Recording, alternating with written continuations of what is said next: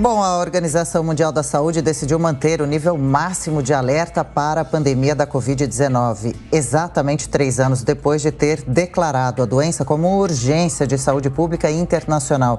Sobre esse assunto, então, a gente conversa agora. Muito gentilmente nos atende o infectologista, Dr. Marcelo Neubauer. Tudo bom, doutor?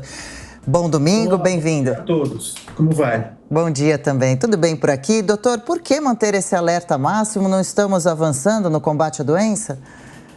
Estamos avançando. Se você olhar os números mais recentes, realmente, tanto no Brasil quanto nos Estados Unidos, como no mundo, parece que os números estão se reduzindo.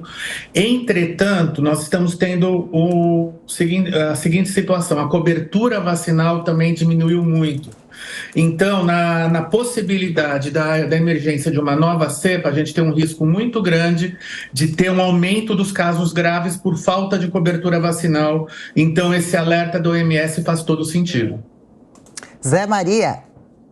Perfeito, muito bom dia, doutor Marcelo. Doutor Marcelo, o que há de novidade de quando nós tomamos conhecimento desse vírus terrível, né, e desta pandemia? De lá até agora, o que o senhor pode dizer assim, olha, houve novidades e progressos? Houve novidades e progressos. A gente atualmente já tem alguns medicamentos com alguma eficácia em casos selecionados. A vacina melhorou muito. Agora a chegada da vacina, principalmente a vacina dupla, que está chegando agora nessa próxima campanha, ela é muito eficiente. Entretanto, não adianta a gente ter esses progressos se as pessoas não vão atrás da prevenção. Então, como se trata de um vírus extremamente contagioso, o risco de haver um escape e um novo surto de proporções muito grandes, como nós tivemos há um ano atrás, é muito grande. Só que um ano atrás a cobertura vacinal estava bem melhor. Então nós tivemos muitos casos, com poucos casos graves, e houve uma inversão daquela curva entre casos graves e mortalidade do que a gente tinha visto no começo da pandemia, quando a gente teve muitos casos graves por falta de vacina. Então, o risco, e a gente observou um ligeiro aumento do número de internações, apesar da gente não ver um aumento do número de casos. A gente tem visto mais casos que estão precisando de admissão. Eu tenho observado números de cobertura vacinal, os números, infelizmente, são preocupantes. O doutor, o senhor falou da vacina bivalente, né? O senhor defende que assim que essas vacinas chegarem, todos sejam vacinados ou haja apenas a prioridade em relação aos grupos de risco, as pessoas mais velhas? Porque as pessoas que, por exemplo, estão com quatro doses, essas pessoas já se vacinaram há algum tempo, né? Então, o senhor acha que todo mundo deveria tomar essa vacina bivalente a partir de já? Sim, o problema é o seguinte: a gente tem uma questão logística. Vacinar 230 milhões de pessoas de uma vez só, mesmo na quantidade de vacinas e mesmo na disponibilidade de fazer a aplicação das unidades de saúde, isso fica muito complicado. Então há que se ter uma prioridade. Mas, na minha opinião, só não deve se vacinar quem tem alguma contraindicação absoluta a alguma das vacinas. Por quê? Porque a hora que eu vacino toda a população, eu reduzo a circulação de vírus, eu diminuo a ocorrência de casos graves e eu protejo, por diminuir a circulação do vírus, aquelas pessoas que não podem se vacinar por alguma contraindicação de saúde, que são muito poucas, diga-se de passagem. E, doutor, agora há pouco o senhor sugeriu a possibilidade do surgimento de uma nova cepa aqui no Brasil. Qual a probabilidade? Olha, esse vírus ele tem uma capacidade mutagênica muito grande, e não é só Brasil, é mundo, tá? E com a retomada das viagens internacionais, com a retomada do comércio internacional, uma cepa que surge em qualquer lugar, ela pode rapidamente se espalhar por outros países. E esse é um vírus extremamente mutagênico, então ele cria novas cepas com muita facilidade. Zé? Doutor, eu gostaria que o senhor me explicasse. Eu pesquisei muito sobre vacina, até por atividades anteriores. Eu trabalhei muito com essa pesquisa de vacinas, desde lá da origem da vacina, que veio da vaca, né?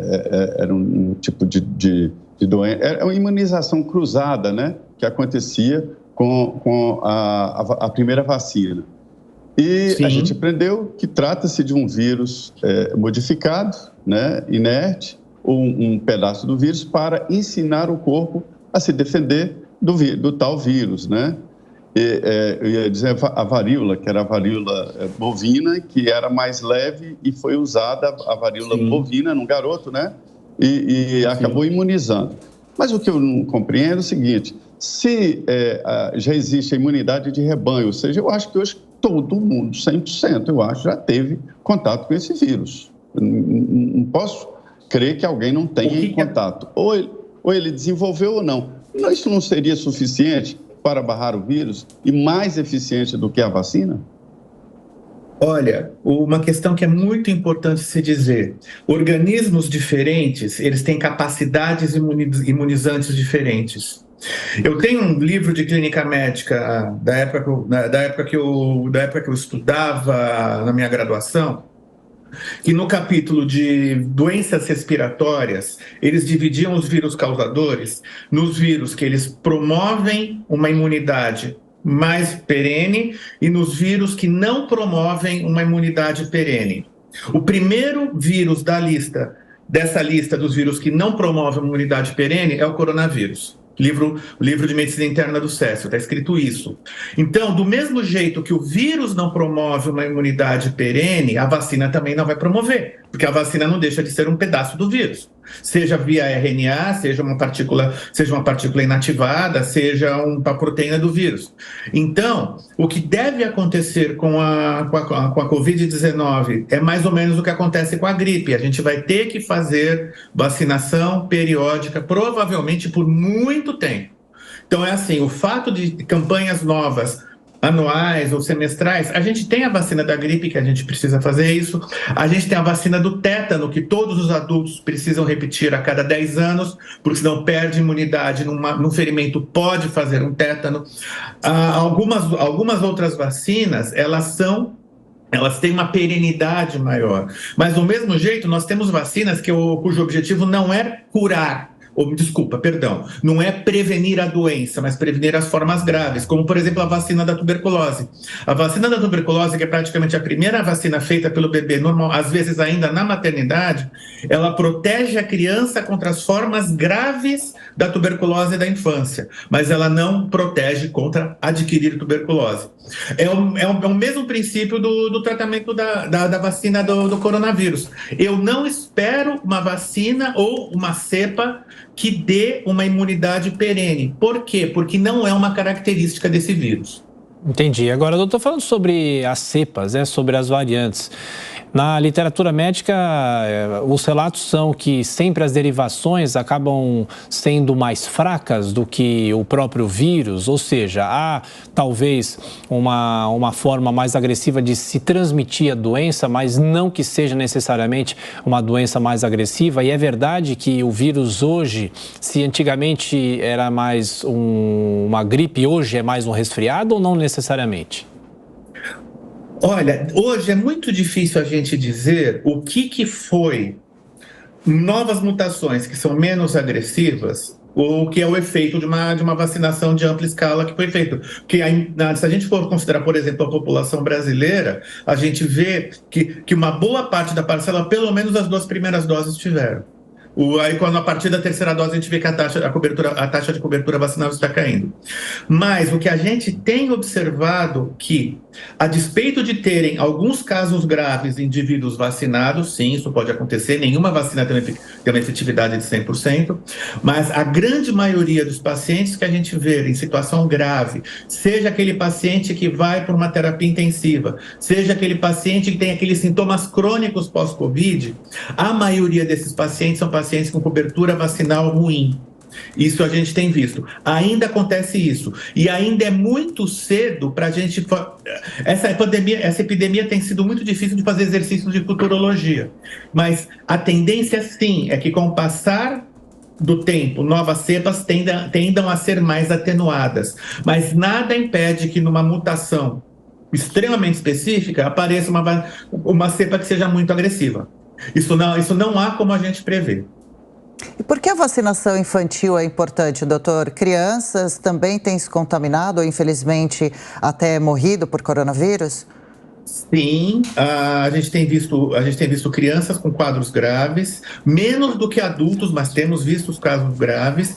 A gente tem visto crianças com formas sequelares, principalmente formas cardiológicas sequelares, e além de tudo, as crianças, pela própria dinâmica de vida, elas se aglomeram mais. Elas estão juntas na escola, elas têm menos, principalmente as crianças menores, elas não conseguem ter aquele cuidado que nós adultos, quando estamos num lugar com mais gente, temos. Então, a criança ela é mais indisciplinada com o uso da máscara, ela lava menos a mão. Então, a cobertura vacinal da criança é muito importante.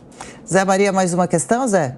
Sim, é sobre esse questionamento aí, a vacina, né? Alguns setores levantam a possibilidade de desenvolvimento de problemas cardíacos e tal com a vacina. O senhor descarta essa possibilidade?